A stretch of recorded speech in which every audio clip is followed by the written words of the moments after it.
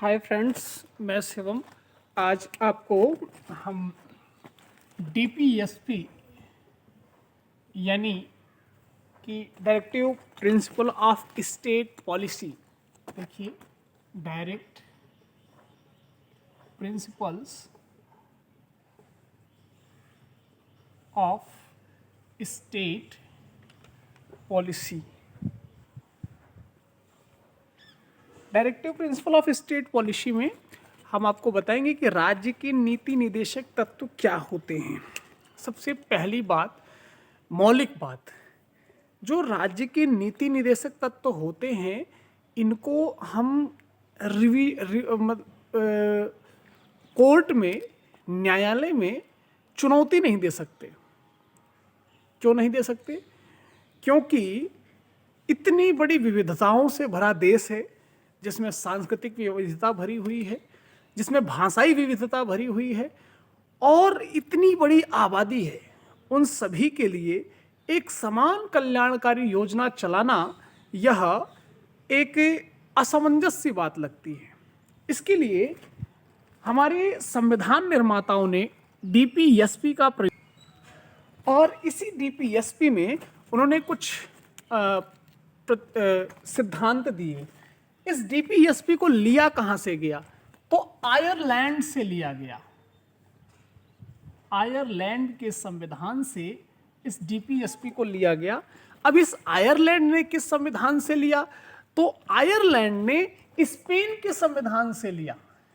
Ireland ने Spain के संविधान से लिया। इसका जो उद्देश्य है, डीपीएसपी का उद्देश्य क्या है? डीपीएसपी का उद्देश्य है कि सभी वंचित वर्गों, सभी वर्गों, कल्याणकारी राज्य किसके लिए? सभी वंचित वर्गों या जनसंख्या के सभी वर्गों, सभी वंचित वर्गों या जनसंख्या के सभी वर्गों, मतलब वंचित वर्गों और सभी वर्गों के कल्याण के लिए इसका कहा है। अब जो एक ग्रेनविल ऑस्टिन करके थे, उन्होंने डीपीएसपी को भारतीय संविधान की मूल आत्मा कहा। किसे? डीपीएसपी को भारतीय संविधान की मूल आत्मा कहा। अब आइए हम एक तरफ से इसका अध्ययन करते हैं। आज हम डीपीएसपी पे चर्चा करेंगे। डीपीएसपी के बारे में मैंने 1-2 मिनट में आपको हल्का सा बताया। अब देखिए, डीपीएसपी अपने भारतीय संविधान में भाग 4, अपने भारतीय संविधान में भाग 4 36 से 51, अंग्रेजी में सुनिए। डीपीएसपी अपने भारतीय संविधान में पार्ट 4 फ्रॉम 36 to 51, 36 से 51, ये इसमें जोड़ा गया। याद करिए, हमने आपको 51 का पढ़ाया था फंडामेंटल राइट, या 51A हमने फंडामेंटल राइट के बारे में बात करी थी। तो अब हम 36 से 51 तक की चर्चा करेंगे। याद करिए, 12 से 35 हमने फंडामेंटल राइट्स पढ़ा था, और उसके पहले नागरिकता का प्रावधान है, उसकी भी क्लास लेंगे बहुत जल्दी ही। तो आज हमारा भाग 4 36 से 51 की बात करते हैं। तो देखिए, आर्टिकल 36 क्या कहता है? आर्टिकल 36 वही कहता है जो फंडामेंटल राइट में आर्टिकल 12 कहता है। आर्टिकल 12 क्या कहता है भाई? मतलब राज्य की जो परिभाषा है, विधान परिषद, विधानमंडल, अस्थायी सरकार, अस्थायी सरकार, ये सब कुछ जिसकी बात कहा है वही यहां पर आर्टिकल 36 में कहा जाता है। तो हमें यह मान लेना चाहिए कि आर्टिकल 36 जो है वो same as definition of state, यानी राज्य की परिभाषा। आइए, अब आर्टिकल 37 क्या कहता है? आर्टिकल 37 कहता है कि directive principle of state policy राज्य के शासन में तो है, मतलब डीपीएसपी यह राज्य के शासन में तो होगी, राज्य के शासन में तो होगी, लेकिन इसे न्यायालय में अपरिवर्तनीय, यानी न्यायालय में इसकी नीतियों के खिलाफ चुनौती नहीं दी जा सकती। यानी एक शब्द में कहें तो यह अपरिवर्तनीय है, यह अपरिवर्तनीय है। याद करिए फंडामेंटल राइट हमने जब पढ़ाया था तो उसमें हमने बताया था कौन से अधिकार हैं, संघ बनाने का अधिकार, अस्पृश्यता का अधिकार, अस्पृश्यता उन्मूलन का अधिकार, किस तरह से वे सारे अधिकार यदि राज्य कम करता है और समाप्त करता है और संविधान की मूल भावना या मूल ढांचे का उल्लंघन होता है तो कोई भी व्यक्ति आर्टिकल 32 के तहत सुप्रीम कोर्ट, आर्टिकल 226 के तहत हाई कोर्ट जा सकता है। लेकिन यहां आर्टिकल 37 में संविधान निर्माताओं ने कहा कि डीपीएसपी का उल्लंघन होने पर राज्य जो है, राज्य की किसी भी नीतियों को हम न्यायालय में चुनौती नहीं दे सकते। क्यों भाई, ऐसा क्यों कहा होगा? क्योंकि स्वतंत्र भारत में स्थिति दयनीय थी, विकास का अभाव था, शिक्षा की कमी थी।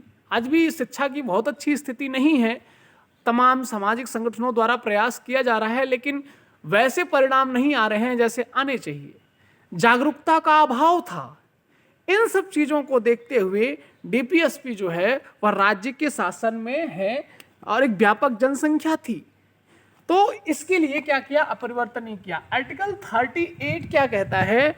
आर्टिकल 38 कहता है कि सामाजिक, आर्थिक, राजनीतिक न्याय, सामाजिक, आर्टिकल 31 कहता है सामाजिक, आर्थिक, राजनीतिक, सामाजिक, आर्थिक, राजनीतिक न्याय से परिपूर्ण व्यवस्था, सामाजिक, आर्थिक, राजनीतिक न्याय से परिपूर्ण व्यवस्था, ये आर्टिकल 38(1) कहता है। 38(2) क्या कहता है भाई, या 32(b) क्या कहता है?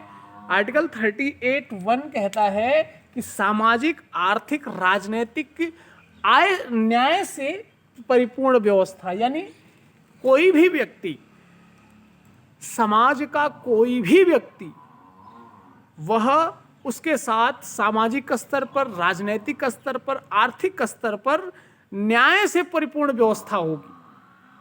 आई होप ये बात समझ में। कैसे? अब जैसे एक परिवार में एक छोटा बच्चा है और एक बड़ा बच्चा है और एक पिताजी हैं, तीनों को यदि हम समान भावना से देखेंगे तो उसे ही कहा जाता है समान न्याय व्यवस्था। अब पता चला छोटे बच्चे ने पत्थर मारा और बड़े बच्चे ने पत्थर मारा, तो पत्थर जो मारा उसके लिए अलग न्याय व्यवस्था, इसके लिए अलग न्याय व्यवस्था, ऐसा नहीं होगा, समान। अब हाँ, कुछ कम कर सकते हैं क्योंकि बच्चा छोटा है, वहाँ बुद्धिजीविता का अभाव है, तो कम कर सकते हैं, लेकिन खत्म नहीं करेंगे। सबके लिए एक जैसा न्याय।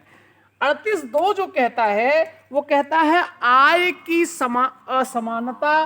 38(2) जो कहता है वो कहता है आय की असमानता, आय की असमानता, प्रतिष्ठा अवसर,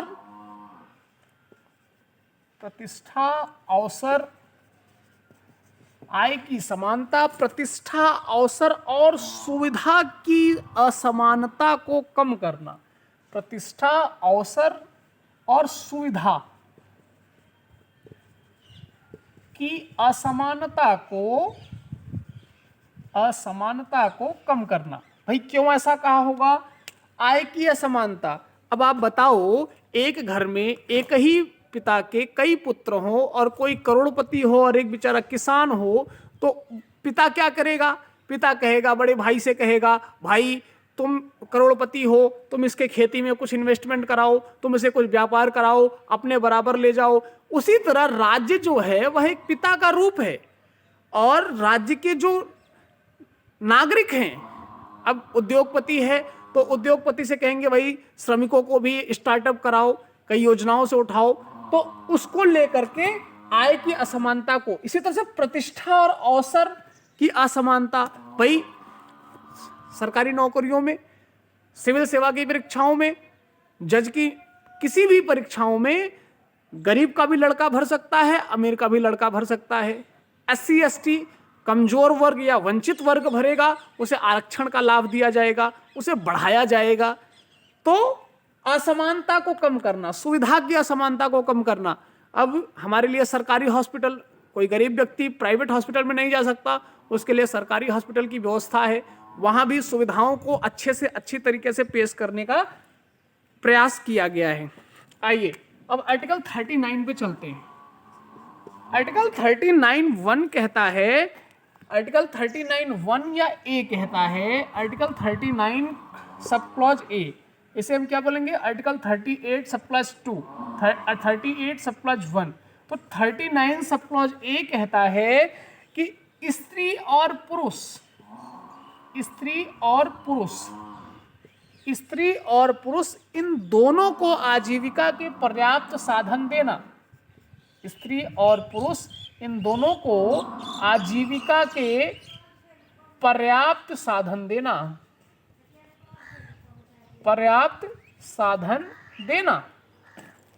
आर्टिकल 39 सब क्लॉज ए कहता है कि स्त्री और पुरुष दोनों को आजीविका के पर्याप्त साधन देना, यानी राज्य ऐसा नहीं कर सकता है कि श्रमिक, जैसे मनरेगा का कार्यक्रम चल रहा है, अब मनरेगा में अगर 100 दिन रोजगार पुरुष के लिए है तो 100 दिन रोजगार स्त्री के लिए भी होगा, भेदभाव नहीं करेगा। राज्य स्त्री पुरुष को आजीविका के पर्याप्त साधन देने में कोई भेदभाव नहीं करेगा, मतलब स्त्री पुरुष दोनों के लिए आजीविका के पर्याप्त साधन का प्रयोग करेगा। आर्टिकल 39 सब क्लॉज बी ये कहता है देश के संसाधनों का जनहित में प्रयोग, देश के संसाधनों का जनहित में प्रयोग, देश के संसाधनों का जनहित में प्रयोग, जैसे जनहित में प्रयोग, जैसे झारखंड में कोयला निकल रहा है, अथवा छत्तीसगढ़ में, अथवा मध्य प्रदेश में पत्थरों की खदानों में, तो वहां जो सरकारी संपत्ति है, जो देश का संसाधन है, या जल निकल रहा है, या तो उसमें जनहित में प्रयोग, उस संसाधन को क्या करेंगे, वहीं के स्थानीय लोगों को उस पर कॉन्ट्रैक्ट बेसिस पे देंगे और उसका जो उपयोग होगा वो लोगों के उपयोग में आएगा। ये तो मैंने बताया। जैसे अब मान लीजिए कि कर्नाटक में या केरल में हमें तेल की खदान मिल गई, अब वो देश का संसाधन हो गया, अब हम उससे तेल जो प्राप्त करेंगे, जो बेचेंगे, उसे क्या करेंगे, जनहित में प्रयोग करेंगे। जनहित मतलब लोगों का हित, लोगों के कल्याण के लिए प्रयोग करेंगे। कल्याण क्या होता है आगे बताएंगे। तो देश के संसाधनों का जनहित में प्रयोग, ये कौन सा आर्टिकल कह रहा है, आर्टिकल 39 सब क्लॉज बी कह रहा है कि देश के संसाधनों का जनहित में प्रयोग। अब आगे 39C क्या कहता है, इसके बारे में भी चर्चा करते हैं।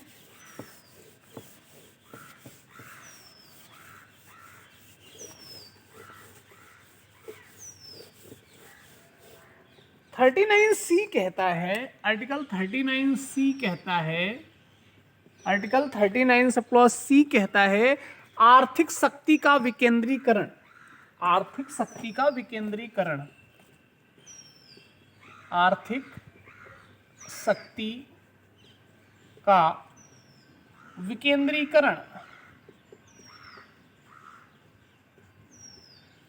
आर्टिकल 39 सब क्लॉज डी कहता है, आर्टिकल, अब देखिए इसका मतलब क्या हुआ, आर्थिक शक्ति का विकेंद्रीकरण। विकेंद्रीकरण मतलब जैसे अब रेलवे है, रेलवे क्या है, यह आर्थिक शक्ति के लिए, जैसे कोयले को ले जाना, कहीं सोना निकल रहा है, कहीं पत्थर निकल रहा है, उसको ले जाना, ले आना, तो ये क्या है, आर्थिक शक्ति का एक साधन है, मतलब यातायात का साधन है। अब इसका विकेंद्रीकरण यानी इसके क्षेत्र में केंद्र को मजबूत बनाना है ना। डीपीएसपी यानी राज्य का नीति निर्देशक सिद्धांत, राज्य की नीतियां कैसी होंगी, उसके निर्देश कैसे होंगे, उसका संविधान निर्माताओं ने इसमें एक परिचय दिया है। तो आर्टिकल 39C क्या कहता है, आर्थिक शक्ति का विकेंद्रीकरण। आर्टिकल 39D कहता है स्त्री और पुरुष को समान कार्य के लिए समान वेतन। स्त्री पुरुष दोनों को यदि दोनों समान कार्य कर रहे हैं तो इनके लिए समान वेतन। क्यों भाई, ऐसा क्यों? क्योंकि हमारे यहां ऐसी एक कुदृष्टि या कहें कि बुरी सोच है कि स्त्रियां पुरुषों से कम काम करती हैं। तो ऐसा नहीं है।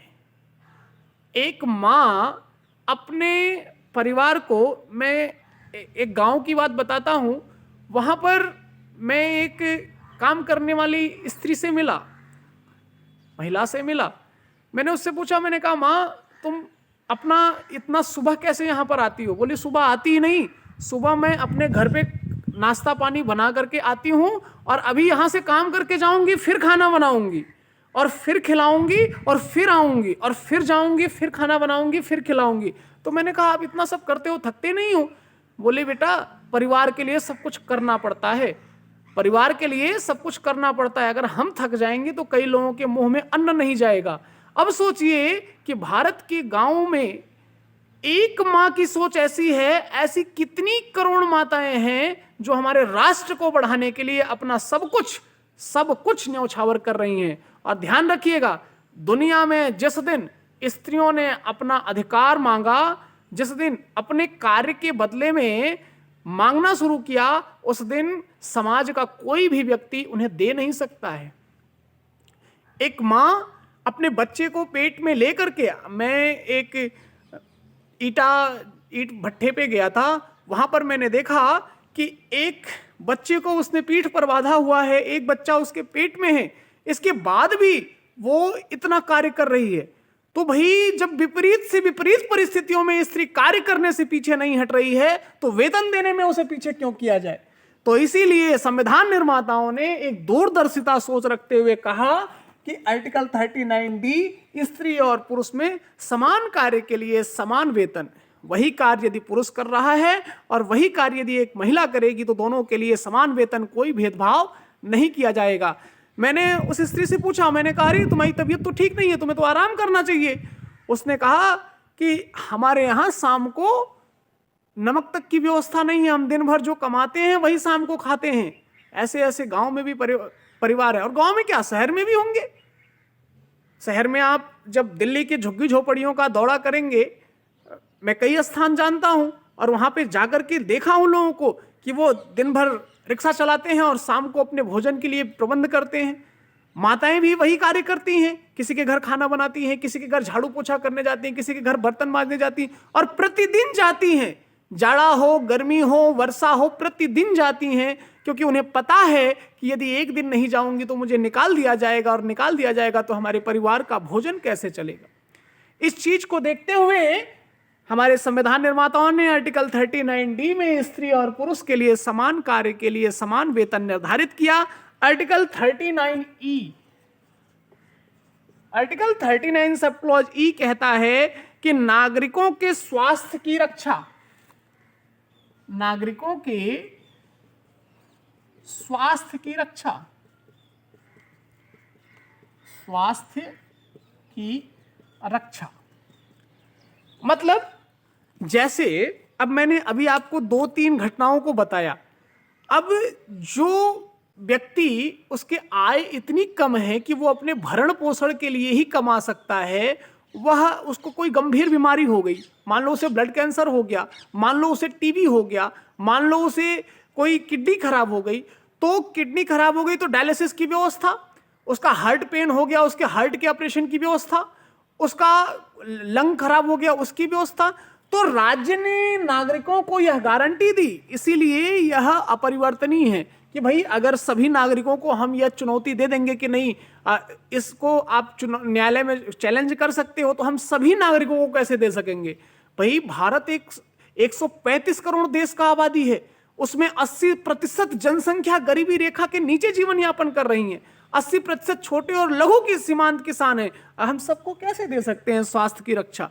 लेकिन फिर भी राज्य कहता है कि हम नैतिक दायित्व के कारण प्रयास करेंगे। तो आर्टिकल 39E क्या कह रहा है? सभी नागरिकों के स्वास्थ्य की रक्षा। इसी तरह से article 39F, article 39 sub clause F क्या कहता है उसके बारे में बताएंगे। पहले नागरिकों के स्वास्थ्य की रक्षा में जैसे अभी प्रधानमंत्री जी ने जन औषधि योजना, प्रधानमंत्री जन औषधि योजना और प्रधानमंत्री स्वास्थ्य बीमा योजना, ये सब जो योजनाएं चलाई जा रही हैं ये कैसी हैं? अब इसमें राज्य गारंटी देता है कि आप हमारे यहाँ इतना जमा करोगे, महीने का 1 रुपए जमा करो, साल भर का 12 रुपए जमा करो, हम आपको इसका डबल देंगे, ट्रिपल देंगे। तो इस तरीके से जो योजनाएं बना रही, राज्य गारंटी दे रहा है। क्या दे रहा है? कि हम प्रत्येक नागरिक को स्वास्थ्य की सुरक्षा देंगे। आई होप आपने इसे समझा। आर्टिकल 39 सब क्लॉज F कहता है कि बच्चा हो, किशोर हो, युवा हो, ध्यान दीजिएगा मेरे शब्दों पर, बच्चा हो, किशोर हो, युवा हो, इन तीनों को शोषण से बचाना, इन तीनों को शोषण से बचाना। ध्यान दीजिएगा, फंडामेंटल राइट में मैंने अधिकार बताए थे कि शोषण के विरुद्ध अधिकार, आर्टिकल 23, 24, याद करिए। अब यहां पे राज्य कह रहा है कि कोई भी बच्चा और कोई भी इस किशोर और कोई भी युवा, अब किशोर में ले लीजिए, जैसे अपने यहां बच्चियों की तस्करी होती है, अपने यहां छोटे से बच्चों को उठा करके उनको उनका हाथ पैर काट करके उनको भिक्षा मंगवाते हैं। तो ये क्या है? ये अपने देश की विडंबना है। आज भी महिला तस्करी होती है, आज भी वैश्यालयों को बढ़ावा दिया जा रहा है। आज भी आप जाएंगे तो देखेंगे बंगाल में सोनागाछी प्रसिद्ध है, दिल्ली में जीबी रोड प्रसिद्ध है, मेरठ में कबाड़ी बाजार प्रसिद्ध है, बनारस में, काशी में मड़ुआड़ी प्रसिद्ध है। ये सब वैश्यालय। यहाँ क्या होता है? किशोरों को इकट्ठा करें, किशोर लड़कियों को इकट्ठा करके वहां ले जाते हैं, बेचते हैं, उसके बाद उनसे अवैध कार्य कराते हैं, उनकी तस्करी कराते हैं, उनको बाहर भेजते हैं। तो ये सब जो कार्य है किशोर, ये तो मैंने लड़कियों का बताया। लड़कों में क्या करते हैं? लड़कों को भी उठाते हैं, इनकी किडनी निकाल लेते हैं, इनका लंग्स निकाल लेते हैं, इनके अंदर के वाल्व निकाल लेते हैं और कई ऐसी चीजें होती हैं। तो अब देखिए, बच्चा हो गया, किशोर हो गया, अब युवा। जो युवा मतलब समझ रहे, जो मतलब 18 साल से 18 साल का हो गया तो युवा है। किशोर 18 साल से पहले, 14 से ऊपर, और बच्चा 13 से नीचे, 5 से ऊपर। ठीक है, तो बच्चा, किशोर, युवा, इनको शोषण से बचाना। अब देखिए, जैसे जो वैश्याएं होती हैं जो अपना बच्चा सड़क पर छोड़ देती हैं, जो घर में किंवदंतियों की वजह से लोग अपनी लड़कियों को सड़क पर छोड़ देते हैं पितृसत्तात्मक सोच होने के कारण, तो सरकार क्या करेगी? उस बच्चे को, उस किशोर को, उस युवा को शोषण से बचाएगी। अब बच्चे को कैसे बचाएगी? बच्चे को बचाने के लिए अनाथालय खुलवाएगी। किशोर को कैसे बचाएगी? किशोर को बचाने के लिए तरह तरह के कानून बनाएगी। युवा को कैसे बचाएगी? युवा को बचाने के लिए जैसे वो व्यसन में ना पड़ जाए, वह व्यसन में ना पड़। जैसे अब पंजाब में अधिकांश युवा आज नशेड़ी हैं, वो ड्रग्स का सेवन करते हैं। अब पाकिस्तान से हमारे देश को बर्बाद करने के लिए वहां नशे का प्रयोग किया जा रहा है, वहां नशे दिया जा रहा है, उनको ड्रग्स दिया जा रहा है। महाराष्ट्र में ये सब तटवर्ती इलाके हैं, संवेदनशील इलाका है। तो युवा को ड्रग्स से बचाने के लिए सरकार क्या करेगी? एनजीओ की मदद से समाज में एक वातावरण तैयार करेगी, माहौल बनाएगी, विज्ञापन का प्रयोग लेगी, प्रसिद्ध लोगों को लेगी कि भाई नशा करना खराब है। तो इस तरह के शोषण से बचाना, बच्चे, किशोर, युवा को शोषण से बचाना, ये 39F कहता है। आइए अब आर्टिकल 39A, ध्यान दीजिएगा, ये अलग कानून है, ये अलग पार्ट है। ये सब क्लॉज ए मतलब 39 का ही है, लेकिन ये अलग है। जिस तरह से 21 और 21A अलग है, इसी तरह से 39F और 39A अलग है। ठीक है, तो अब ये 39A क्या कहता है? समान न्याय और निःशुल्क कानूनी सहायता। 39A क्या कहता है? समान न्याय और निःशुल्क कानूनी सहायता, निःशुल्क कानूनी सहायता, निःशुल्क कानूनी सहायता।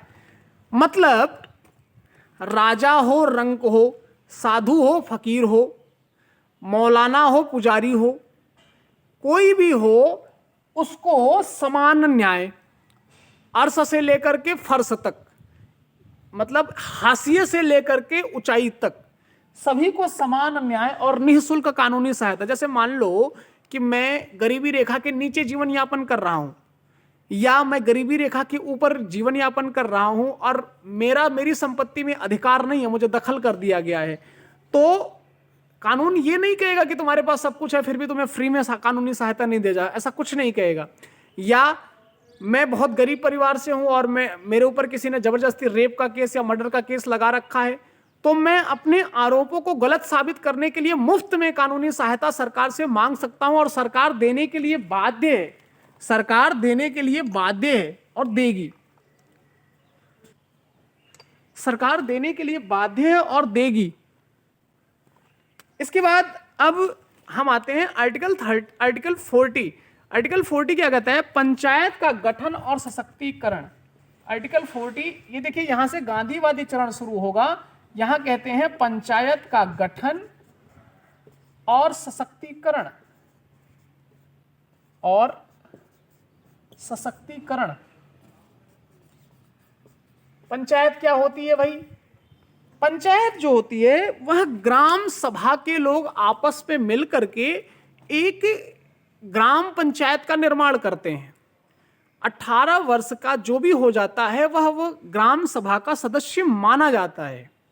वो सभी मिलकर के आपस में नगरीय क्षेत्रों में, ग्रामीण क्षेत्रों में उसके बारे में विचार विमर्श करते हैं और ग्रामीण विकास के लिए योजनाएं बनाते हैं, उसको लागू करते हैं और उस पर युक्त प्रतिबंध भी लगाए जाते हैं कि वहां का ग्राम प्रधान यदि भ्रष्टाचार का आरोपी है तो उस ग्राम सभा के सभी सदस्य मिलकर के उनको जवाबदेहिता सुनिश्चित कर सकते हैं। तो इस तरह से आर्टिकल 40 पंचायत का गठन और सशक्तिकरण। आर्टिकल 41 कहता है कि काम का अधिकार, बेरोजगारी, बीमारी, वृद्धावस्था एवं विकलांगता में मदद। क्या क्या? मैं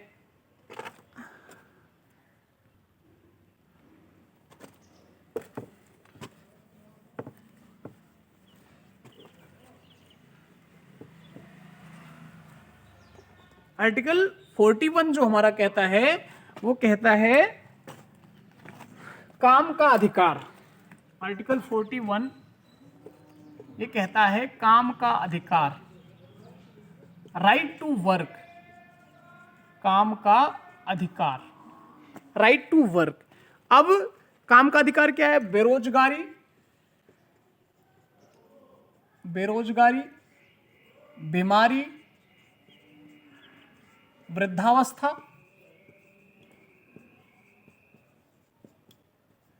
बेरोजगारी, बीमारी, वृद्धावस्था एवं विकलांगता। आज हमारे यहां दिव्यांगता, लेकिन हमारे संविधान में दिव्यांगता शब्द नहीं है, विकलांगता है, फिर भी मैं लिख देता हूं दिव्यांगता। तो इसमें क्या करते हैं? मदद करते हैं, हेल्प करते हैं।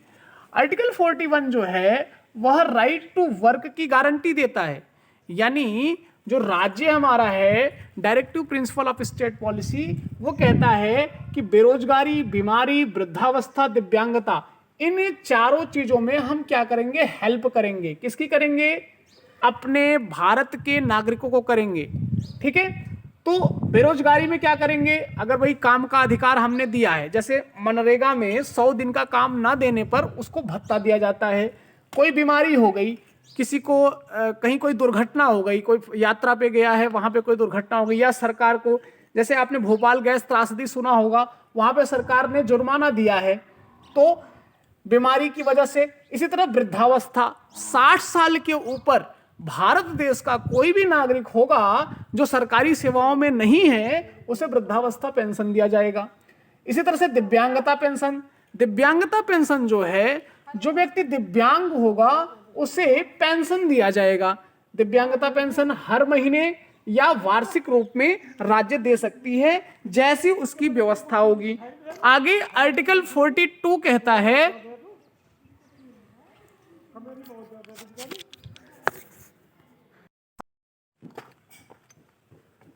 तो अहम काम का अधिकार पर पहुंचे थे, बेरोजगारी, बीमारी, वृद्धावस्था और दिव्यांगता। अब आर्टिकल 42 कह रहा है, आर्टिकल 42 हमारा कहता है कि यदि काम की न्याय संगत दशाएं और महिलाओं को प्रसूति हेल्प, काम की न्याय संगत दशाएं, काम की न्याय संगत दशाएं और महिलाओं को प्रसूति हेल्प, प्रसूति हेल्प मतलब जैसे आज आपने देखा होगा, अभी तो नहीं, पिछली स्वतंत्रता दिवस पे प्रधानमंत्री जी ने, माननीय प्रधानमंत्री जी ने महिलाओं को प्रसूति हेल्प के लिए 6,000 रुपये देने का वादा किया था और दे भी रहे हैं, प्रसूति मदद। तो इस तरह की जो मदद होती है, जैसे अब उनके बच्चे को बीसीजी का टीका, टीटी का टीका या पोलियो का टीका, ये सब जो है, ये सब निःशुल्क लगाना और उनको एक अच्छा, मतलब 2 बच्चे के बाद ऑपरेशन कराना और तरह तरह के उनको सैनिटरी पैड उपलब्ध कराना 1 रुपये में। तो इस तरह की जो भी राज्य द्वारा की गई व्यवस्थाएं हैं, महिलाओं, काम की न्यायसंगत दशाएं और महिलाओं को प्रसूति मदद। आर्टिकल 33 कहता है मजदूरों को निर्वाह मजदूरी, मजदूरों को निर्वाह मजदूरी व कुटीर उद्योगों का विकास, मजदूरों को निर्वाह मजदूरी और कुटीर उद्योगों का विकास, कुटीर उद्योगों का विकास, मजदूरों को निर्वाह मजदूरी और कुटीर उद्योगों का विकास। इसका मतलब ये होता है कि जो हमारे मजदूर वर्ग हैं, जैसे कि हमने किसी मजदूर की मजदूरी 350 रुपये है और हम उससे 200 रुपये में काम करा रहे हैं, हम उससे 150 रुपये में कार्य करा रहे हैं, तो राज्य ऐसा नहीं कर सकता है, उसको निर्वाह मजदूरी देगा और कुटीर उद्योगों का विकास करेगा। कुटीर उद्योग क्या है? जैसे कोई बच्चा है या कोई टीचर है, वह 10 बच्चों को लेकर के ट्यूशन पढ़ा रहा है, या कोई व्यक्ति है वह एक आटा चक्की चला रहा है, कोई अचार की फैक्ट्री, छोटी सी फैक्ट्री चला रहा है जो उसके गांव के या जिले के लिए, वो भी कुटीर उद्योग में आता है। तो अभी तो भारत सरकार ने इसका दायरा बढ़ा रखा है। इसी तरह से आर्टिकल 44, आर्टिकल 44, आर्टिकल 44 कहता है कि यूसीसी, आर्टिकल 44 यूसीसी के बारे में कहता है, लेकिन इसके पहले हम 2-3 के बारे में चर्चा करेंगे। 2-3 के बारे में क्या? यानी कि आर्टिकल 43A और 43B। 43B जो है वह सहकारी संस्थानों की उन्नति करने की बात करता है। 43B सहकारी संस्थानों की उन्नति करने की बात करता है, सहकारी संस्थानों की उन्नति करने की बात करता है। 43A जो है उद्योगों के प्रबंधन में, उद्योगों के प्रबंधन में मजदूरों को भागीदार बनाता है, मजदूरों को भागीदार। अब देखिए, अब मैं आपको एक एक का बताने का प्रयास करता हूं। देखिए, उद्योगों के प्रबंधन में मजदूरों का भागीदार, आर्टिकल 43A कहता है, जैसे मान लीजिए कि मैंने एक फैक्ट्री खोली। अब फैक्ट्री खोली तो वहां पे कई मजदूर काम कर रहे हैं। अब मैंने वहां मजदूर संगठनों से कहा कि भाई ऐसा करो, आप अपना इसमें 2% शेयर लगाओ, 2% शेयर लगाओ, जब हमारी फैक्ट्री का जो लाभ होगा मैं आपको दूंगा। अब उस, मान लीजिए हमारी फैक्ट्री को 10 खरब रुपए हमको लाभ हो गया। अब 10 खरब रुपए जब लाभ हुआ तो 10 खरब का 2% कितना हुआ? अब वो जो मजदूर संगठन है वो लेकर के अपना व्यापार शुरू कर सकता है, अपना स्टार्टअप कर सकता है। तो वही उद्योगों के प्रबंधन में मजदूरों को भागीदार बनाना, जिससे वो भी एक स्टार्टअप कर सकें। और आज भारत सरकार स्टार्टअप पे मुद्रा योजना, तमाम ऋण योजना बहुत कुछ दे रही है। खास करके अगर आप ओबीसी और SC ST में हो तो विशेष हेल्प दे रही है। आर्टिकल 43B कहता है सहकारी संस्थानों की उन्नति। सहकारी संस्थान जैसे आप अमूल का दुग्ध डेयरी जैसे देखिए, उन्होंने एक अभूतपूर्व क्रांति की। तो इस तरह से सहकारी संस्थानों को उन्नति। आर्टिकल 44 जो है वह यूनियन सिविल कोड, सामान्य नागरिक संहिता की बात करता है। आर्टिकल यूसीसी इसे कहते हैं यूनियन सिविल कोड या सामान्य नागरिक संहिता। सामान्य नागरिक संहिता, देखिए इसमें क्या होता है, इसमें सामान्य नागरिक संहिता में दो बातें होती हैं। पहला तो होता है कि आपराधिक संहिता, दूसरा होता है सिविल संहिता।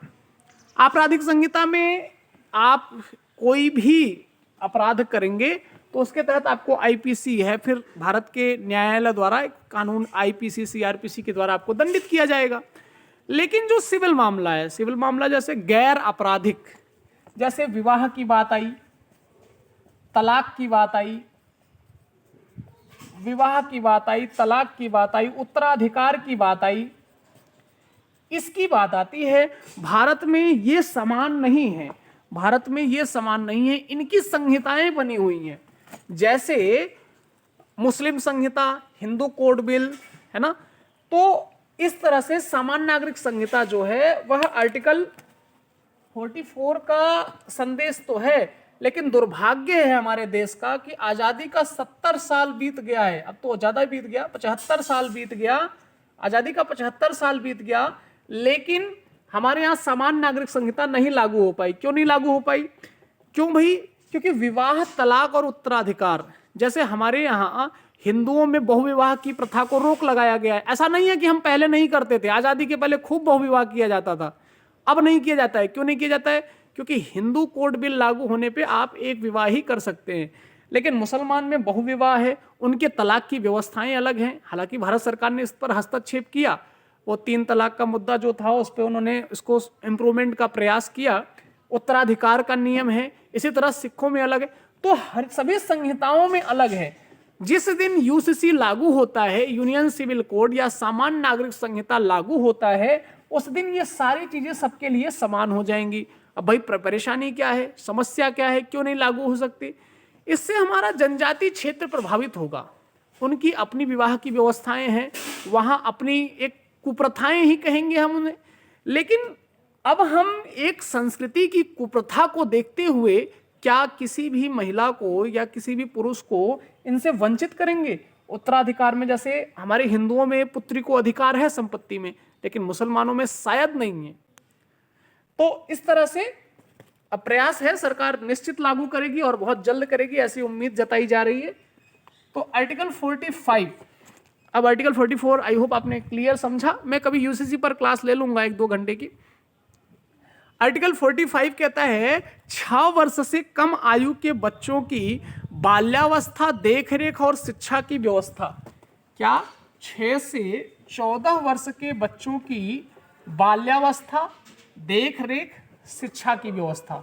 शिक्षा की व्यवस्था, बाल्यावस्था मतलब और देखरेख। जैसे मैंने आपको बताया था कि अभी जब मैं आपको बता रहा था कि किस तरह से किशोर बच्चों और युवाओं के साथ अन्याय होता है, तो वो बच्चे जो राज्य के अधीन आते हैं तो अनाथालय खोले जाते हैं। तो उसमें क्या करते हैं, 6 से ऐसा नहीं है कि अनाथालय केवल सरकारी खोलती है, अनाथालय हिंदू भी खोलते हैं, अनाथालय हिंदू धार्मिक संगठन खोलते हैं, अनाथालय मुस्लिम धार्मिक संगठन खोलते हैं, वहाँ यतीम खाना कहा जाता है। ऐसा नहीं है कि केवल एक ही वर्ग विशेष को यह अधिकार है, नहीं, हमारा संविधान सबके लिए समान है। तो 6 से 14 वर्ष के लिए शिक्षा और उनके बाल्यावस्था की व्यवस्था, देखरेख और उनके शिक्षा की व्यवस्था, और उन्हें कोई प्रॉब्लम ना हो इसके लिए राज्य का कर्तव्य है, उसकी नैतिक जिम्मेदारी है। ध्यान रखिएगा, ये बाध्यता नहीं है, नैतिक जिम्मेदारी है। आगे चलते हैं।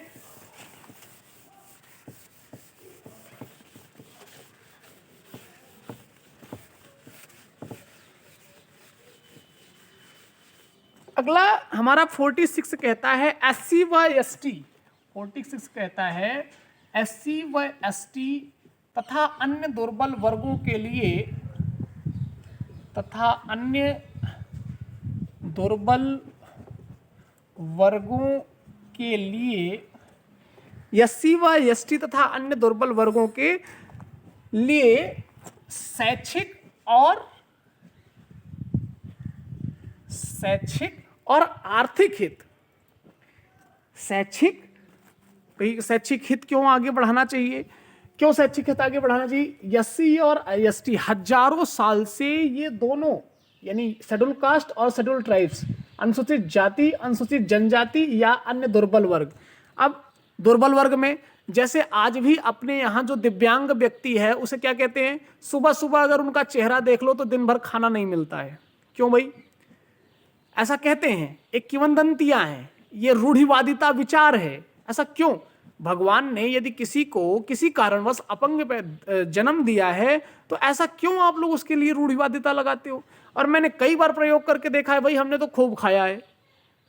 तो इस तरह की जो किंवदंतियां हैं कि शिक्षक जो है कहते हैं इसकी यही कारण है इसलिए इसके पास पैर नहीं है, इसका यही कारण है इसलिए इसके पास आंखें नहीं है। तो इसलिए राज्य का कर्तव्य है कि एससी और एसटी तथा अन्य दुर्बल वर्गों के लिए शैक्षिक और आर्थिक हित को आगे बढ़ाना। आर्थिक हित को आगे बढ़ाना, आपने देखा होगा हित को आगे बढ़ाना।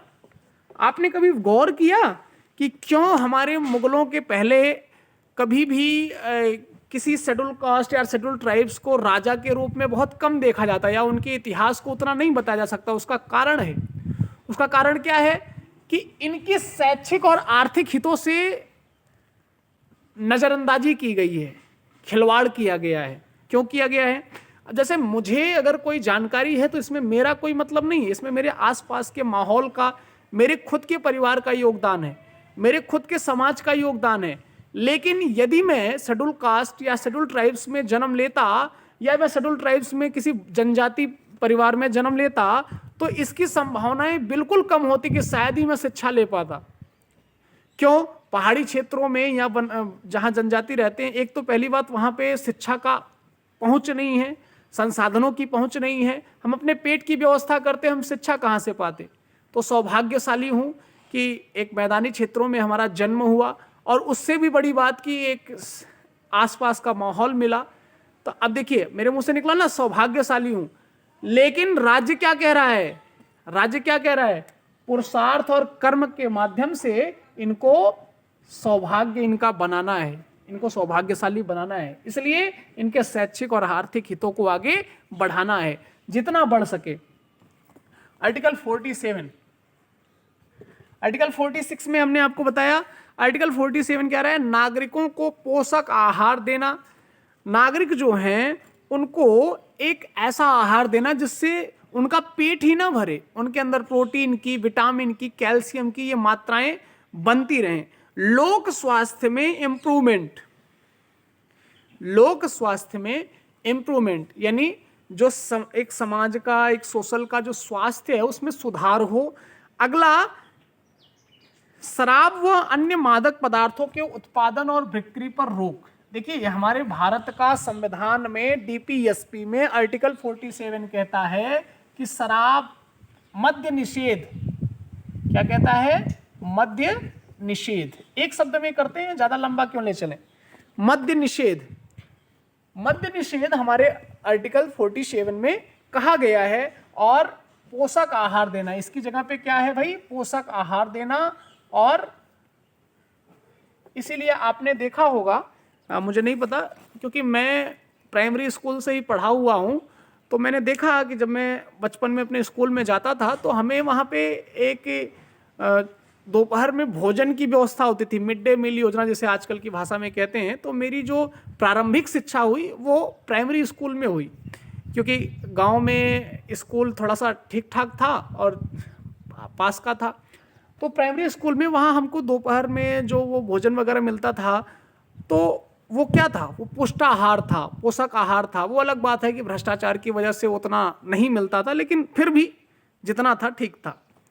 तो मादक पदार्थ, अब मद्य निषेध और ड्रग्स वगैरह पे रोक, ठीक है। आर्टिकल 48 कहता है गोवध निषेध, पशुओं के वध का निषेध। आर्टिकल 48 कहता है कृषि व पशुपालन का गठन तथा गाय एवं अन्य दुधारू पशुओं का निषेध। देखिए ये जो है ना, अभी आपने ये गांधीवादी, जहां से हमने 43, 44, यानी 43, 43A, 44, ये सब क्या है? 44 नहीं, सॉरी, यूसीसी गांधी जी के पद गांधीवादी दर्शन है ये। इसमें उन्होंने कहा था कि शराबबंदी, वो अलग बात है कि हम लोग केवल पढ़ते हैं, उसको जीवन में उतारते नहीं, वो अलग बात है, हमें पढ़ना है। तो मद्य निषेध है, ड्रग्स है, इसको रोकने का हमने 47 में पढ़ा। 48 में क्या पढ़ा भाई? कृषि एवं पशुपालन का गठन तथा गाय एवं अन्य कृषि एवं पशुपालन का गठन, पशुपालन का गठन और गोवध निषेध। क्या भाई? गोवध निषेध या दुधारू पशुओं का निषेध। अब दुधारू पशुओं में तो आ जाती है, बकरी भी आ जाती है, ऊंट भी आ जाता है, जो भी दूध देगा सब आ जाएगा। तो वो सभी दुधारू पशुओं के वध का निषेध।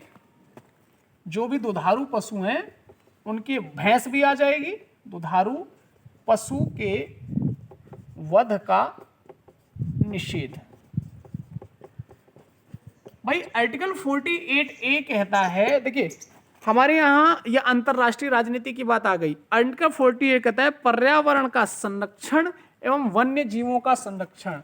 ये राज्य का भी कर्तव्य है और नागरिक का भी कर्तव्य है। पर्यावरण संरक्षण और वन्य जीव संरक्षण, वन्य जीव संरक्षण, पर्यावरण संरक्षण और वन्य जीव संरक्षण, यह 48A में। 40A, अब जैसे पर्यावरण संरक्षण में कि बायोस्फीयर रिजर्व बनाया जाएगा और जैव मंडल बनाया जाएगा, वहाँ पर आपको आर्द्र भूमियों को निर्धारण किया जाएगा। कुछ ऐसे जंगल बनाए जाएंगे जहाँ पर मनुष्य का जाना निषेध है, जहाँ पर लकड़ी काटना या वहाँ से छेड़खानी करना निषेध बनाया जाएगा। तो ऐसा माना गया है कि भारत के 33% क्षेत्र में जो है वनाच्छादित होना चाहिए, यानी वनों से घिरा हुआ होना चाहिए। आर्टिकल 49 क्या कहता है? राष्ट्रीय स्मारक, 49 कह रहा है राष्ट्रीय स्मारक, राष्ट्रीय स्मारक वस्तुएं, जो राष्ट्रीय स्मारक है उनका संरक्षण और स्थानों का संरक्षण, वस्तुओं, स्थानों का संरक्षण। ठीक है, आर्टिकल 49 हमारा कह रहा है कि राष्ट्रीय स्मारक की वस्तुओं, स्थानों का संरक्षण। अब भाई राष्ट्रीय स्मारक में क्या आता है? राष्ट्रीय स्मारक में आपका, जैसे आपका आ गया लाल किला आ गया, जैसे आपका लोथल का बंदरगाह वगैरह जो बना है, अपना सिंधु घाटी सभ्यता का जो कुछ भी है, अभी उसको हाल में ही यूनेस्को द्वारा मान्यता दी गई है। इसी तरह से तरह तरह के मंदिर हैं अपने भारत में, अजंता की गुफा जैसे मान लीजिए। तो ये सब क्या है? ये हमारे यहाँ स्मारक हैं, वस्तु हैं, स्थान हैं, इनका क्या करता है? संरक्षण। तो ये कौन करेगा? ये भारत सरकार करेगी। अब राष्ट्रीय स्मारक, जैसे हम जहाँ रहते हैं वहाँ पर लाक्षागृह है, हरियाणा का कुरुक्षेत्र है, काशी का काशी विश्वनाथ है जिसको भारत सरकार ने काशी कॉरिडोर में बनाया है। इसी तरह से आप चले आइए, चारों धाम हैं। इसी तरह से आप वहाँ पे जाएंगे जब हिमाचल प्रदेश की तरफ, तो वहाँ पर शिमला में, कुल्लू मनाली में जो क्या कहते हैं,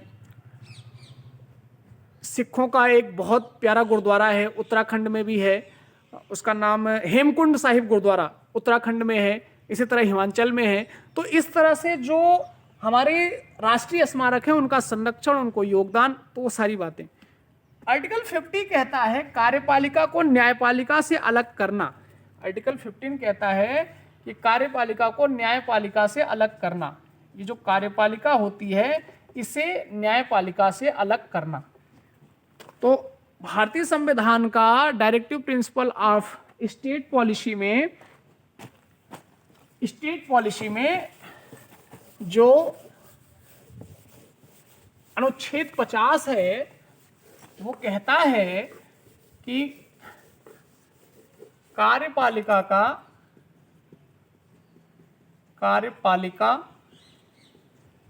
को न्यायपालिका से अलग करना, न्यायपालिका से अलग करना मतलब अलग अलग करना, इसमें मिलाना नहीं है। ठीक है, क्यों नहीं मिलाना है? क्योंकि न्यायपालिका जो है वो संविधान की संरक्षक है। संसद अगर मनमानी करेगी तो कार्यपालिका उस पर प्रतिबंध लगाएगी, न्यायपालिका मनमानी करेगी तो संसद प्रतिबंध लगाएगा, इसलिए इन दोनों को अलग रखना है। आर्टिकल 51 कहता है अंतर्राष्ट्रीय शांति और सुरक्षा को बढ़ावा देना, अंतर्राष्ट्रीय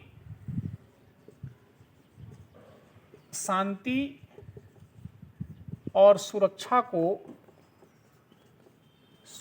को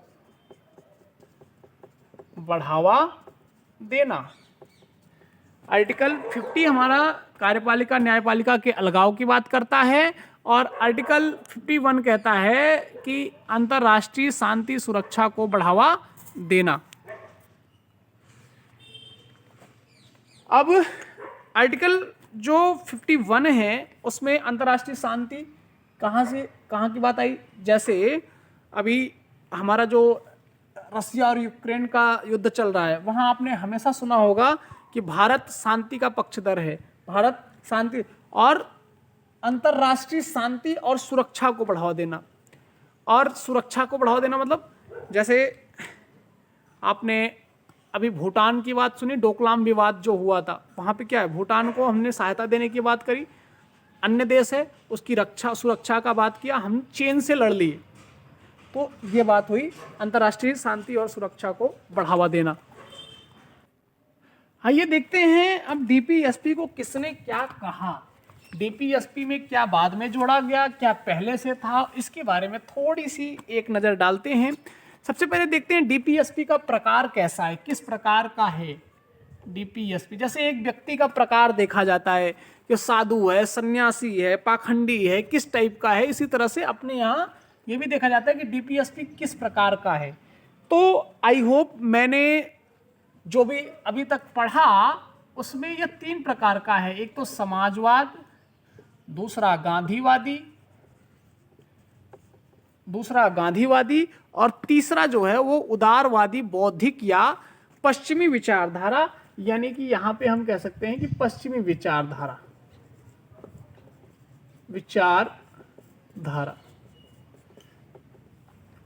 अब ये समाजवाद कहां पे हमने लिया, तो समाजवाद आप देखो ना, आर्टिकल 39B में हमने समाजवाद को लिया, आर्टिकल 39C, 43 और 43A इसमें हमने समाजवाद को लिया। गांधीवादी विचारधारा में क्या है, आर्टिकल 40, 47 याद करिए, अभी थोड़ी देर पहले ही बताया, मद्य निषेध, आर्टिकल 48 गोवध निषेध। इसी तरह से पश्चिमी विचारधारा में जो लिया गया है वह है 48A, 49 और 50। इसमें क्या है, अंतर्राष्ट्रीय शांति और सुरक्षा है, ठीक है, पर्यावरण का संरक्षण है, ठीक। अब देखते हैं कि डीपीएसपी को किसने क्या कहा, डीपीएसपी को किसने क्या कहा। आप समझ सकते हो कि भारत जैसे देश में या किसी भी समाज में अगर कोई कार्य होगा तो उसकी आलोचनाएं तो होना स्वाभाविक है, और जिसकी आलोचना ना हो तो समझ लो वो गलत ट्रैक पर है, आलोचना होना कंपलसरी है। तो इतना बड़ा संविधान बना, इतना समय लगा, इतने लोग लगे, तो उसमें आलोचना भी होना है। अब एक केटी शाह नाम के व्यक्ति थे, केटी शाह ने कहा कि डीपीएसपी एक ऐसे चेक की भांति है जिसका भुगतान बैंक की इच्छा पर निर्भर करता है, यानी कि जिस तरह से एक ऐसा चेक जिसे बैंक अपनी इच्छा से भुनाएगा, ये केटी शाह साहब कहते हैं। इसी तरह से नसीरुद्दीन साहब कहते हैं, नसीरुद्दीन जी कहते हैं कि डीपीएसपी 9 वर्ष की शुभकामनाएं हैं, हैप्पी न्यू ईयर, 9 वर्ष की शुभकामनाएं हैं। जिस तरह से वह आती है और चली जाती हैं, लोग शुभकामनाएं देते हैं और वो चली जाती है, उसी तरह से डीपीएसपी है कि इसको केवल कहने में अच्छा है, लेकिन दिखने में नहीं है और ना इसे हम चुनौती दे सकते हैं। आइवर जेनिंग साहब ने इसे पवित्र इच्छाएं कहा। डॉक्टर भीमराव अंबेडकर ने सामाजिक लोकतंत्र को सर्वाधिक महत्व दिया और केएम पनिकर साहब ने आर्थिक क्षेत्र में समाजवाद के लिए इसे जिम्मेदार ठहराया। इसी तरह से ग्रेनविल ऑस्टिन साहब जो डीपीएसपी हैं को सामाजिक क्रांति लाने में सहायक बताया और इन्हीं ने ही डीपीएसपी को संविधान का क्रोध और आत्मा कहा।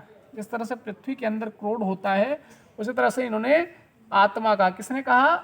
आइवर जेनिंग साहब ने। हमने पहले ही बता दिया था इसको, ठीक है। आई होप यहां तक आपने समझा। अब हम चलते हैं संविधान डीपीएसपी की आलोचना में। अब हम चलते हैं, केसी वीर साहब कहते हैं कि लक्ष्य एवं आकांक्षाओं का घोषणा पत्र या धार्मिक विकास है। केसी वीर साहब कहते हैं कि ये धार्मिक उपदेश है। किसे? डीपीएसपी को। सबसे पहली आलोचना इन्होंने की थी कि डीपीएसपी को इन्होंने बताया था कि धार्मिक उपदेश है। आगे आलोचना में मैं एक छोटा सा गोला बना के भी 4 शब्द में समझाता हूं। सबसे पहली बात, डीपीएसपी की आलोचना। डीपीएसपी की आलोचना। अब सबसे पहली बात, इसमें संवैधानिक टकराव होता है। कहीं कहीं आपने पढ़ा होगा संवैधानिक टकराव होता है, यानी केंद्र जो है इसको लागू करने का, केंद्र जैसा चाहेगा वैसा ही राज्य करेगा। अगर वो नहीं करता है तो उसे संविधान के उल्लंघनों का वो करके और अध्यादेश जारी करा करके और वहां अपना कानून एक सांप्रदायिकता को बढ़ावा देता है। क्योंकि यहां इस पे खुल करके गोवध निषेध लिखा है। भाई देखिए, ये मेरी कोई निजी राय नहीं है, हमने जो पढ़ा है वही पढ़ा रहा हूं, इसमें मेरा कोई निजी राय नहीं है। हाँ, कल को आप लोग कहें कि इस पे, तो ये मेरी निजी राय नहीं है। सांप्रदायिकता को बढ़ावा मिलता है गोवध निषेध से।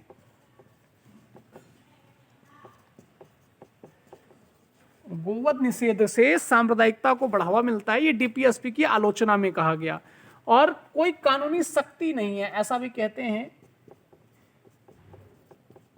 कि डीपीएसपी को कोई कानूनी सख्ती नहीं है, कोई भी कानूनी सख्ती नहीं है। और डीपीएसपी को व्यवहार में लागू करने का साधन नहीं है। डीपीएसपी को व्यवहार में लागू करने का साधन नहीं है।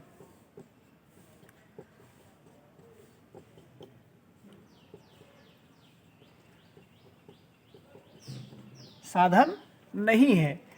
एफडीआई प्रभावित होगा। जैसे कुछ डीपीएसपी, जैसे मान लो अगर हमने मान लो मद्य निषेध लागू कर दिया, तो इससे हमारा जो फॉरेन डिपॉजिट है, इन्वेस्टमेंट है, वो प्रभावित होगा। इसलिए हम शराबबंदी नहीं कर सकते हैं। इसी तरह से इसमें सबसे बड़ी बात एक है कि तर्कहीन व्यवस्था है। राज्य का मन है करेगा, नहीं मन है नहीं करेगा। एक और सबसे बड़ी बात है इसमें कि निदेशक तत्व जो है वह अप्रवर्तनीय है। क्या है? अप्रवर्तनीय है। ये तो हो गई आलोचना। अब आइए डीपीएसपी का महत्व जानते हैं। आपको पता है कि अगर हम आलोचना करेंगे तो इस तरीके से करेंगे कि सामने वाले को लगेगा कि इससे बड़ा आलोचक कोई नहीं हो सकता। अगर हम उसके पक्ष में बोलेंगे तो कोई ये नहीं कह सकता कि ये इसके पक्ष में नहीं है। किसी की अच्छाई करो तो इतनी करो कि उसको लगे कि हाँ हम ही धरती के शहंशाह हैं, और किसी की बुराई करो तो इतनी करो कि उसे लगे कि हाँ सबसे गंदे आदमी धरती के हम ही हैं। यही खासियत होती है किसी व्यक्ति के विशेष होने में। और उसके बाद एक निष्कर्ष निकाल दो कि ठीक है तुम्हारे पास बुराई भी है, अच्छाई भी है, लेकिन फिर भी तुम महान हो। जीवन में समाज के किसी भी व्यक्ति को अपना दुश्मन क्यों बनाना? इसलिए अच्छाई के साथ बुराई भी करो और निष्कर्ष निकाल करके उससे संबंध सामान्य स्थापित कर सको। यह भारतीय संस्कृति की सबसे अच्छी चीज है। तो अभी हमने आलोचना करी, अब हम आपको बताएंगे कि किस तरीके से इसके महत्व को समझाया, बताया, दिखाया जा सकता है। आइए, अति की क्षति, जहां अति होती है वहां क्षति होती है और उसकी प्रतिपूर्ति करना संभव नहीं है। तो डीपीएसपी का महत्व, डीपीएसपी का महत्व क्या है भैया? डीपीएसपी सरकार के मूल्यांकन का आधार प्रस्तुत करता है। साथियों, डीपीएसपी जो है वह सरकार के मूल्यांकन का आधार प्रस्तुत करता है। सरकार के मूल्यांकन का आधार प्रस्तुत करता है। ये सबसे बड़ा इसका फर्स्ट एंड सबसे बड़ा महत्व है। क्या आधार प्रस्तुत करता है? कि सरकार अच्छी है या बुरी है। भाई कैसे प्रस्तुत करता है? अब कोई सरकार अगर रूढ़िवादी सरकार आ गई तो वो महिलाओं को काम करने का जो वेतन है उसमें भेदभाव करेगी। कोई सरकार इस तरह की आ गई जो अमानवीय तरीके की सरकार आ गई तो वो बच्चों, किशोरों, युवाओं से उतना सामंजस्य या उतनी सहानुभूति नहीं दिखाएगी। कोई सरकार बहुत धार्मिक आ गई तो वह धर्म विशेष पे बढ़ेगी। तो इस तरीके से हम डीपीएसपी सरकार के मूल्यांकन का आधार है, उसकी अच्छाई और बुराई को देख करके हम यह तय कर सकते हैं कि वह सरकार किस विचारधारा की है। इसी तरह से डीपीएसपी भारत में सरकार के कल्याणकारी कार्यों का आधार है। कोई सरकार बन रही है, डीपीएसपी जो है वह सरकार के कल्याणकारी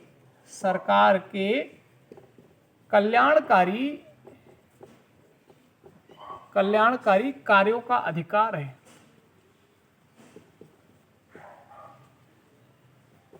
सरकार की कितनी कल्याणकारी योजनाएं चल रही हैं, यह डीपीएसपी के माध्यम से वह आधार स्थापित करके कर सकते हैं। डीपीएसपी जो है वो अतिवादी से रक्षा करती है। सरकार बदलने पर नीति की निरंतरता कायम रहती है। सरकार यदि बदलती है तो नीति निरंतरता कायम रहेगी। महिलाओं को प्रसूति सहायता अगर 6,000 रुपए दिया जा रहा है तो भविष्य में यदि आम आदमी पार्टी की सरकार या कांग्रेस की सरकार आती है तो उस प्रसूति सहायता को बंद नहीं किया जा सकता। अब वह अनवरत चलता रहेगा। ठीक है, अगर प्रेगनेंसी के बाद कोई ऑपरेशन करा रहा है और उसे 1,000 2,000 जो भी रुपए मिलते हैं, अगर वो मिल रहे हैं तो वो लाइफ टाइम, मतलब जब तक सरकार रहेगी तब तक चलेगा, जब तक कि संसद उसमें कोई विशेष संशोधन ना करे। ठीक है, तो ये सरकार बदलेगी तो नीति निरंतरता कायम रहती है। डीपीएसपी जो है वो सामाजिक और आर्थिक लोकतंत्र स्थापित करने के लिए जरूरी है। सामाजिक और आर्थिक लोकतंत्र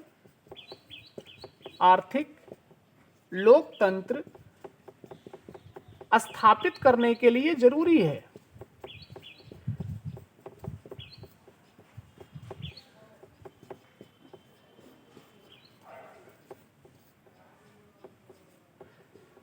डीपीएसपी क्या है भाई? सामाजिक और आर्थिक लोकतंत्र। सामाजिक लोकतंत्र सबके लिए समान व्यवहार, समान कानून, समान न्याय। आर्थिक लोकतंत्र एक ही वेतन, कोई लिंग भेद नहीं, जाति भेद नहीं, वर्ण भेद नहीं, संप्रदाय भेद नहीं, सबके लिए। तो ये लोकतंत्र स्थापित करने के लिए जरूरी है। ये हमने आपको डीपीएसपी की महत्व को समझाया। अब आइए थोड़ा सा हम फंडामेंटल ड्यूटी और डीपीएसपी में रिलेशन को देखते हैं कि इनका क्या संबंध है। इसी के बाद टॉपिक समाप्त होगा। तो देखते हैं।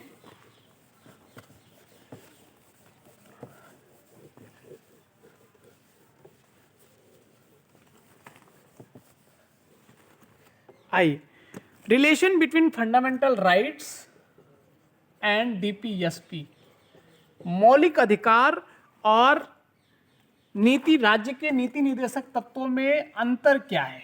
चलिए, सबसे पहला अंतर जो फंडामेंटल राइट है वो नकारात्मक है। फंडामेंटल राइट नकारात्मक है। ये क्या है? सकारात्मक है।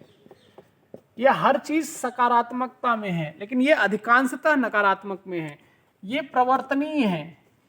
इनको यदि संशोधन द्वारा समाप्त या खत्म किया जा सकता है तो article 32 supreme court, article 226 high court जा सकते हैं। ये अप्रवर्तनीय है। इनको खत्म होने के बाद आप सांसद की गाड़ी रोक करके ही उनको धमका सकते हैं, वोट चाहिए कि नहीं, काम करना है कि नहीं, काम करोगे नहीं करोगे तो हम तुम्हें वोट नहीं देंगे। ये धमकी तो दी जा सकती है, लेकिन इनको न्यायालय में कोई चुनौती कानूनी तरीके से नहीं दी जाती।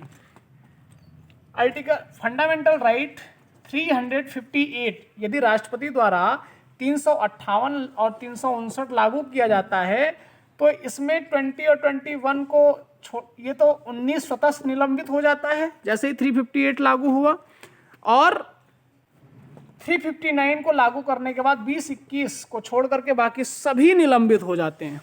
ठीक है, तो राजनीतिक लोकतंत्र की स्थापना के लिए फंडामेंटल राइट प्राप्त है। इसमें कोई कोई लिमिट नहीं है, इनकी कोई सीमा नहीं है। डीपीएसपी स्वतः निलंबित जब तक राज्य द्वारा लागू ना कर दिए जाएं। इनको तो निलंबित किया जाता है लेकिन ये स्वतः निलंबित है। ठीक है, आगे कह रहे हैं सामाजिक व अधिक लोकतंत्र, सामाजिक व आर्थिक लोकतंत्र डीपीएसपी भविष्य में प्राप्त होंगे। ऐसी राजनीतिक लोकतंत्र की स्थापना फंडामेंटल राइट को प्राप्त है। सामाजिक और आर्थिक लोकतंत्र भविष्य में प्राप्त होंगे, यह इसको प्राप्त है। यह कहता है, डीपीएसपी कहता है कि सामाजिक और आर्थिक लोकतंत्र भविष्य में प्राप्त होंगे, लेकिन फंडामेंटल राइट क्या है, उसके पास पहले से ही प्राप्त है।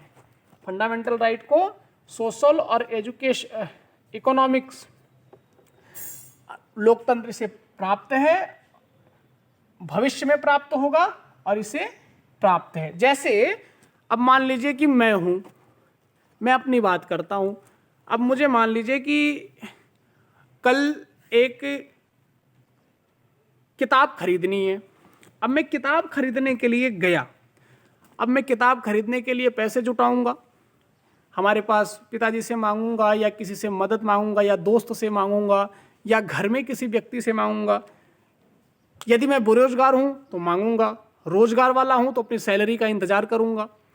तो ये जो हमने सीखा, यानी बुक हमें खरीदनी है, अब कल खरीदूंगा। अगर पैसे हमारे पास तुरंत हैं तो मैं तुरंत खरीद लूंगा, नहीं है तो मैं उसका इंतजार करूंगा। इसी तरह से अगर अपने पास पैसे हैं तो समझ लेना फंडामेंटल राइट है। हमारे पास अधिकार जो हैं सामाजिक और लोकतांत्रिक और आर्थिक, तो फंडामेंटल राइट है।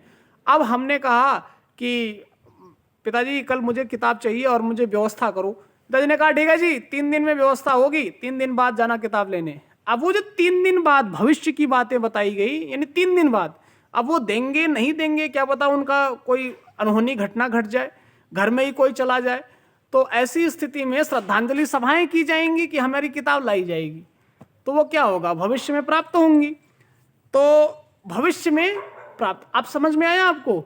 ये जो डीपीएसपी है ये ऐसे ही भविष्य में प्राप्त होने का माल है। ऐसे ही सरकार है। अब सरकार अगर बहुमत की है तो चलती है, नहीं तो आपने देखा है 1980 के दशक का माहौल, गठबंधन की सरकार बनी और जेपी प्राइम मिनिस्टर बने और उसके बाद किस तरीके से श्रद्धांजलि सभाएं लगाई गई और उसके बाद जनता ने पूर्ण बहुमत से फिर कांग्रेस की सरकार को चुना।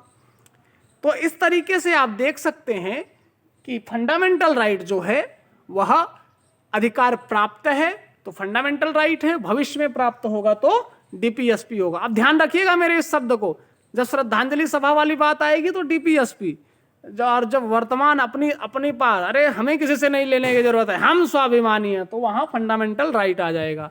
ठीक है, तो ये टॉपिक खत्म हुआ। बेस्ट ऑफ लक सबको, बहुत बहुत धन्यवाद।